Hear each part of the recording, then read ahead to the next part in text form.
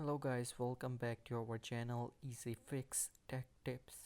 So guys, in this video I will tell you that how you can quickly delete any file or any folder by using a shortcut key. So guys, it's very simple and it's definitely work on all windows. So you just have to click a file or a folder which you want to delete. In my case it's a folder. Just click on that. Then from the keyboard you have to press a delete button.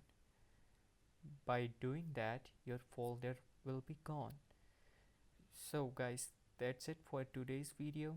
Don't forget to subscribe our channel Easy Fix Tech Tips. I will come with the new more videos and new more ideas for you.